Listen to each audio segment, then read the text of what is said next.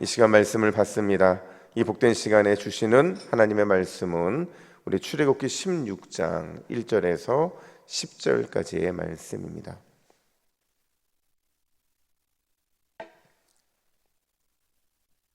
구약 105면 출애굽기 16장 1절부터 10절 오직 기도와 간구로라는 제목으로 말씀을 받습니다. 우리 1절부터 10절까지 교독합니다. 이스라엘 자손의 온 회중이 엘림에서 떠나 엘림과 시내산 사이에 있는 신광야에 이르니 애굽에서 나온 후 둘째 달 15일이라. 이스라엘 자손 온 회중이 그 광야에서 모세와 아론을 원망하여 이스라엘 자손이 그들에게 이르되 우리가 애굽 땅에서 고기가마 곁에 앉아있던 때와 떡을 배불리 먹던 때에 여호와의 손에 죽었더라면 좋았을 것을 너희가 이 광야로 우리를 인도해 내어 이 온 회중이 줄여 죽게 하는도다. 그때에 여호와께서 모세에게 이르시되 보라, 내가 너희를 위하여 하늘에서 양식을 비같이 내리리니 백성이 나가서 일용할 것을 날마다 거둘 것이라. 이같이 하여 그들이 내 율법을 준행하나 아니하나 내가 시험하리라. 여섯째 날에는 그들이 그 거둔 것을 준비할지니 날마다 거두던 것에 갑절이 되리라. 모세와 아론이 온 이스라엘 자손에게 이르되 저녁이 되면 너희가 여호와께서 너희를 애굽 땅에서 인도해 내셨음을 알 것이요 아침에는 너희가 여호와의 영광을 보리니 이는 여호와께서 너희가 자기를 향하여 원망함을 들으셨음이라. 우리가 누구이기에 너희가 우리에게 대하여 원망하느냐. 모세가 또 이르되 여호와께서 저녁에는 너희에게 고기를 주어 먹이시고 아침에는 떡으로 배불리시리니 이는 여호와께서 자기를 향하여 너희가 원망하는 그 말을 들으셨음이라. 우리가 누구냐. 너희의 원망은 우리를 향하여 함이 아니요 여호와를 향하여 함이로다. 모세가 또 아론에게 이르되 이스라엘 자손의 온 회중에게 말하기를 여호와께 가까이 나오라. 여호와께서 너희의 원망함을 들으셨느니라 하라.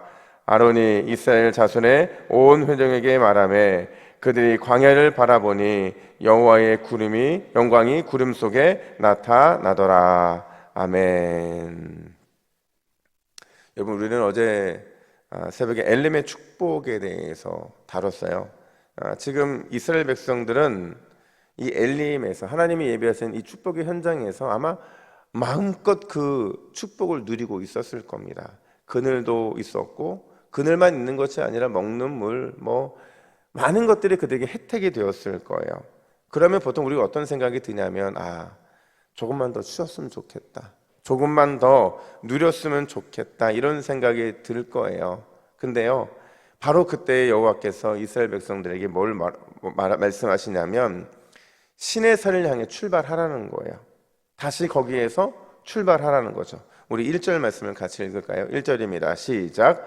이스라엘 자손의 온 회중이 엘림에서 떠나 엘림과 시내산 사이에 있는 신광야에 이르니 애굽에서 나온 후 둘째 달 15일이라. 여러분, 이스라엘 백성들이 첫 달, 그러니까 아비벌 15일에 출애굽했잖아요. 근데 둘째 달 15일이 됐다는 것은 지금 광야에서 얼마나 있었다는 거예요? 한 달 있었다는 겁니다. 출애굽하고 나서 한 달의 시간이 지났고 지금 이스라엘 백성들에게는 신광야 한복판이 그들의 삶의 터전이 되어 있는 거예요. 아마 굉장히 당황했을 겁니다. 왜냐하면 처음에는 기대감이 굉장히 많았거든요. 이제 우리가 곧 가나안 땅에 갈 수 있겠구나. 이 홍해의 기적을 일으킨 하나님, 엘림의 놀라운 은혜의 기적을 일으킨 하나님만 계시면 그냥 모든 게 일사천리로 끝날 것 같았는데 이 한 달 동안요, 사실은 별로 일어난 일이 거의 없어요. 그러니까 일상의 시간이 계속 반복되고 있었다는 겁니다. 이게 기대감이요, 갑자기 꺾여버리잖아요. 그럼 뭘로 바뀌느냐? 이 희망과 기대가 원망과 불평으로 바뀔 때가 굉장히 많다는 겁니다. 그런데 2절 말씀을 보면 이스라엘 자손 온 회중이 그 광야에서 모세와 아론을 원망하여 이렇게 말하고 있는 거거든요. 희망과 기대가 꺾이자 그 희망과 기대는 고스란히 원망으로 나타나고 있다, 이렇게 말하고 있는 거예요. 분명히 200만이 넘는 사람들이 하나님을 찬양했고 그들이 엘림의 놀라운 기적을 경험했거든요. 그럼에도 불구하고 똑같은 입으로 그들은 이번에 하나님을 원망을 하고 있는 거라는 거죠. 그것도 마라에서는 몇 명밖에 원망을 안 했는데 오늘 본문을 보니까 온 이스라엘 회중이 다 그렇게 했다, 이렇게 말을 하고 있거든요. 과연 오늘 본문의 이 원망이 우리에게 어떤 교훈을 주기를 원하는 것일까? 우리가 살펴볼 두 가지가 있는데요. 첫 번째는 원망은 우리의 현실을 과장하게 만든다라는 겁니다. 우리 3절 말씀을 같이 볼까요? 3절입니다. 시작. 이스라엘 자손이 그들에게 이르되 우리가 애굽 땅에서 고기 가마 곁에 앉아 있던 때와 떡을 배불리 먹던 때에 여호와의 손에 죽었더라면 좋았을 것을 너희가 이 광야로 우리를 인도해 내어 이 온 회중이 주려 죽게 하는도다. 여러분, 지금 이스라엘 백성들이요, 모세와 아론을 원망하는데 어떻게 원망하느냐? 애굽에서 살던 때하고 광야의 삶을 지금 비교하면서 원망을 하고 있는 거예요. 그러니까 노예 때에는, 비록 애굽에 있는 노예 때에는 노예였지만 고기와 떡을 마음껏 먹었다는 거죠. 근데 지금 광야에 있는 우리는 자유롭기는 하지만 고기와 떡이 우리에게 없다는 거예요.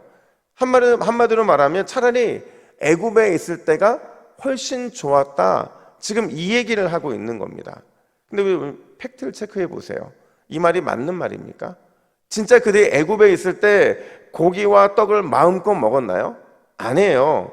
여러분, 하나님께서 왜 이스라엘 백성들을 출애굽시켰냐면 그들이 고된 노동으로 인해 하나님 앞에 부르짖고 또 부르짖었기 때문에, 그래서 그들은 애굽에서 구출해내신 게 바로 하나님이라는 거죠.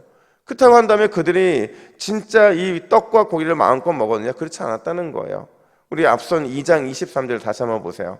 우리 화면 보시고 같이 읽습니다. 시작. 이스라엘 자손은 고된 노동으로 말미암아 탄식하며 부르짖으니 그 고된 노동으로 말미암아 부르짖는 소리가 하나님께 상달된지라. 여러분, 고된 노동이 두 번이나 반복되고 있잖아요. 그리고 탄식했고 부르짖는 소리가 하나님께 상달될 만큼, 그만큼 그들의 삶은 굉장히 고됐어요. 힘들었어요. 그랬던 그들이 고기와 떡을 마음껏 먹었다는 것은 천부당 만부당이죠. 그럴 이유가 없다는 거예요. 그럼 왜 이스라엘 백성들이 지금 이렇게 과장을 하면서까지 원망과 불평을 하고 있느냐? 왜 과거의 애굽의 괴로운 경험을 마치 낙원에 있었던 것처럼 그렇게 과장하면서 말하고 있느냐? 이게요, 여러분, 우리의 죄성을 보여주는 겁니다. 이게 우리의 죄성을 그대로 보여주는 거예요. 이 우리의 죄성이라는 건 바꿔 말하면 어떤 말이냐면 은혜가 떨어진 우리의 본판을 그대로 보여주는 모습이라는 거예요. 여러분, 생각해 보세요. 내 안에 은혜가 충만할 때는 다 모든 게 만족스럽거든요. 감사가 넘치죠.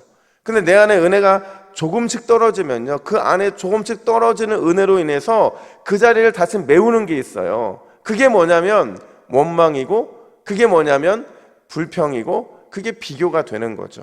아무리 목사라 할지라도, 아무리 장로님이라는 그 직분을 갖는다 할지라도, 우리 안수 집사님들이라 할지라도, 우리 권사님들이라 할지라도요, 은혜 떨어지면 우리는 사람이에요. 은혜 떨어지면 죄의 본성을 그대로 노출할 수밖에 없는 죄인일 수밖에 없다라는 거죠. 은혜가 사라지면, 은혜가 떨어지면 어떻게 되는지를 그냥 보여주고 있는 게 바로 오늘 이스라엘 백성들의 모습이라는 겁니다. 그럼 여러분, 우리가 이 은혜가 떨어지지 않기 위해서 어떻게 해야 될까요? 어떻게 해야 은혜가 떨어지지 않아서 과장하지 않게 되고 다른 거 잘못된 거 비교하지 않아서 이런 원망과 불평을 하지 않을 수 있을까요? 오늘 본문 8절 상반절 보세요. 우리 화면 보시고 같이 읽습니다. 시작. 모세가 또 이르되 여호와께서 저녁에는 너희에게 고기를 주어 먹이시고 아침에는 떡을 배불리시리니. 여러분, 제가 만약에 하나님이었으면요, 같이 줬을 거예요. 그렇죠? 같이 줘서 둘 중에 하나가 너희가 먹고 싶을 때 먹으라고 했을 것 같아요. 만나와 메추라기를 같이 내려서 두 번 나가 수고할 이유 없이 그냥 가서 먹으면 될 수 있을 정도로 풍족하게 주었을 것 같은데, 왜 하나님께서는 저녁에는 이 메추리 고기를 주시고 왜 아침에는 만나 이 떡을 그들에게 주셨을까요? 그건요, 아침과 저녁 두 번에 걸쳐서 그들이 날마다 하늘을 바라보라는 의미였다라는 거죠. 만나가 내리는 하늘을 바라보고 메추리가 내리는 그 하늘을 바라보면서 날마다 하나님의 일용할 양식을 기다려야만 너희가 살 수 있다는 것을 보여주고 있는 거라는 거예요. 여러분, 이게요, 거저 주신 게 아니라는 거죠. 공짜로 준 게 맞는데 그 공짜로 준 거기에는 한 가지 그들에게 미션이 있었어요. 숙제가 있었어요. 그게 뭐냐면 나가서 그것을 거두면서 하늘에서 임하는 그 놀라운 은혜를 직접 목도하라는 거예요. 그렇게 됨으로 인해서 그 안에 우리가 하나님을 바라봐야 산다는 것을 보여주기를 원하신다는 거죠. 여러분, 우리가 원망과 불평, 이 죄성은 우리의 힘으로는 도저히 제어할 수가 없어요. 우리는 언제든지 원망과 불평으로 살아갈 수밖에 없는 죄인들이거든요. 아주 작은 상처, 아주 작은 아픔을 느낄 때도 우리는 원망과 불평에 쏟아질 수밖에 없어요. 근데 우리가 이걸 컨트롤할 수 있는 유일한 방법은요, 내 안에 끊임없이 은혜를 채우는 것인 줄로 믿습니다. 은혜를 채우려면 그냥 채워지지 않아요. 기도의 자리를 찾아야 되고요, 은혜를 구할 수 있는 그 자리를 날마다 나아가서 하나님이 공급하시는 채움을 경험해야만 그래야만 우리가 새 힘을 얻을 수 있는 거예요. 여러분, 저는요, 우리가 오늘 이 새벽에 기도하는 것으로 끝이라고 생각하시면 여러분, 아침에 만나만 드신 거예요. 제 말 맞아요, 틀려요? 맞죠? 오늘 이 시간만으로 여러분의 은혜가 하루 종일 지속될 거라고 생각하신다면 여러분들은 만나만 먹고 그것으로 내 삶을 기쁨으로 채우고 있다고 우리는 착각하고 있는 거예요. 진짜 우리가 날마다 하루 온종일 내 안에 은혜로 채우려면요, 오늘 새벽을 넘어서서 여러분과 하나님과 만나는 또 다른 하나님의 그 은혜의 시간이 있어야 된다는 겁니다. 찬양을 부르면서 말씀을 우리가 접하면서 뭔가 하나님이 내게 주시는 그 은혜 하늘을 바라볼 수 있는 순간을 만들어내는 것, 그게 우리에게 하루 온종일 하나님의 은혜에 사로잡혀서 원망과 불평을 하지 않게 되는 거예요. 여러분, 우리가 오늘 이 새벽에도 하나님의 은혜를 간절히 구하시고 오늘 하루 종일 주님의 채우심을 기다리면서 하늘만 바라보시기를 예수님의 이름으로 축복합니다. 뿐만 아니라 두 번째, 오늘 이 원망과 불평 사건 우리에게 뭘 말해주느냐? 하나님은 다 듣고 계신다라는 거예요. 하나님은 다 듣고 계신다는 거예요. 여러분, 오늘 본문을 보면요, 이스라엘 백성들이 그래도 양심은 있어요. 왜냐하면 단 한 번도 하나님께 원망과 불평을 하지 않아요. 이스라엘 백성들이 원망의 대상인 누군 줄 아세요? 모세와 아론이었다는 거죠. 모세와 아론에게 불평을 쏟아붓고 있는데 놀랍게도 오늘 본문에 반복되고 있는 표현이 뭐냐? 7절 중반절 보세요. 이는 여호와께서 너희가 자기를 향하여 원망함을 들으셨음이니라. 8절 중반절도 보니까 너희가 원망하는 그 말을 들으셨음이니라. 9절 하반절도 여호와께서 너희의 원망함을 들으셨으니라, 이렇게 말하고 있어요. 분명히 불평과 원망은 모세와 아론을 향해 했는데 그걸 누가 들었다고 그래요? 하나님이 들었다, 이렇게 말씀하시고 계시거든요. 이게 이렇게 표현하고 있는 이유가 뭐냐면요, 여러분, 하나님의 백성들, 그러니까 우리의 모든 말은 하나님을 향한 것이기 때문에 그렇다는 거예요. 우리가 누군가를 향해서 했던 말이 있으라 할지라도 그 말은 하나님이 들으실 만한 말이고 하나님을 향한 말이라는 거예요. 왜요? 우리가 믿는 자들 안에는 늘 그 안에 하나님이 계시거든요. 그러니까 우리가 늘 조심해야 되는 게 바로 다른 누군가를 향한 그 말이 하나님을 향한다는 말을 우리 자꾸 잊기 때문에 그렇다는 거죠. 이건 얼마나 무서워요. 우리의 마음도, 우리의 생각도, 우리의 행동도, 심지어 우리 말까지도 하나님이 다 보고 듣고 계신다는 게 얼마나 두렵냐는 것이죠. 그걸 잊기 때문에 우리는 날마다 똑같은 실수를 저지를 때가 많고, 우리가 그걸 잊기 때문에 날마다 똑같은 죄를 짓게 된다는 거예요. 그래서 하나님 우리에게 이렇게 요구하시죠. 우리 10절 말씀을 같이 읽습니다. 시작. 아론이 이스라엘 자손의 온 회중에게 말하매 그들이 광야를 바라보니 여호와의 영광이 구름 속에 나타나더라. 아멘. 여기서 바라본다는 게 뭐냐면 돌아서다라는, 원래 뜻은 돌아서다예요. 그러니까 뭐냐면 이스라엘 백성들로 하여금 불평과 원망을 하고 있는 그 순간에 그들에게 몸을 돌리라, 하나님이 이렇게 말씀하세요. 그러니까 몸을 돌리는 게 단순히 몸만 돌리는 게 아니라 그들의 생각과 태도를 바꾸게 하시는 거죠. 뭘 바라봄으로 그렇게 됩니까? 여호와 하나님의 영광의 구름을 바라봄으로 그렇게 되었다라는 거죠. 여러분, 하나님의 영광을 향하여 돌아섰다, 영광의 구름을 바라봤다라는 건 뭐냐면 영광의 구름은 지금까지 떠난 적이 단 한 번도 없어요.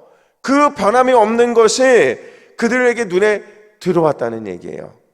불평과 원망을 하던 그들이 몸을 돌리자 그 전까지 불평과 원망을 하며 보이지 않았던 그 영광의 구름이 그들의 눈에 들어오게 됐다는 거죠. 이게 뭘 말하냐면 하나님이 그들에게 사인 보내시는 거예요. 내가 다 보고 있어. 내가 다 알고 있어. 그 사실을 다시 한번 각인시켜 주시는 거죠. 사랑하는 여러분, 하나님이 오늘 이 시간도 또 오늘 하루 종일 우리를 다 보고 계신 줄로 믿습니다. 우리의 말을 다 듣고 계실 거예요. 그러니까 절대로 우리는 원망과 불평을 입 밖으로 내서도 안 되는 거죠. 우리가 가끔 한숨을 쉴 때도 있어요. 물론 원망과 이 불평을 할 때도 있어요. 근데 이거를요 다른 걸로 바꿔내야 돼요. 뭘로 바꿔내느냐? 기도와 간구로 바꿔내야 된다고요. 불평과 원망과 한숨이 나올 때 그 대신 기도와 간구로 하나님께 올려드리면 하나님이 우리를 너무 귀하게 보신다는 거예요. 너무 아름답게 보신다는 거죠. 여러분, 우리 새벽 기도하는 우리들이라 한다면 충분히 한숨과 원망과 불평을 기도와 간구로 바꿔낼 수 있는 줄로 믿습니다. 그걸 위해 우리가 기도해야 된다는 거죠. 여러분, 오늘 기도 제목 보세요. 우리 같이 기도 제목 보시고 함께 읽습니다. 시작. 주여, 하늘 은혜만 바라봄으로 내 안에 죄성이 잠잠케 되게 하옵소서. 모든 일에 원망과 불평이 아닌 기도와 간구로 나아가게 하옵소서. 아멘. 이런 삶을 살아내는 저와 여러분들 되기를 예수님의 이름으로 축복합니다. 함께 기도하겠습니다. 하나님 아버지, 은혜와 사랑을 감사합니다. 늘 원망과 불평뿐인 우리를 불쌍히 여겨주시고 우리가 하나님이 보고 듣고 계심을 잊지 않는 오늘 하루가 될 수 있도록 인도하여 주시옵소서. 하나님, 우리가 원망과 불평이 나올 때 기도와 간구로 승부 걸 수 있도록 인도하여 주시고 하늘 은혜만 바라봄으로 인하여 내 안에 죄성을 잠잠케 되고 오직 하나님의 자녀된 삶의 모습을 살아내는 우리 인생이 될 수 있도록 주님께서 복내려 주시옵소서. 감사드리며 예수님의 이름으로 기도하옵나이다. 아멘.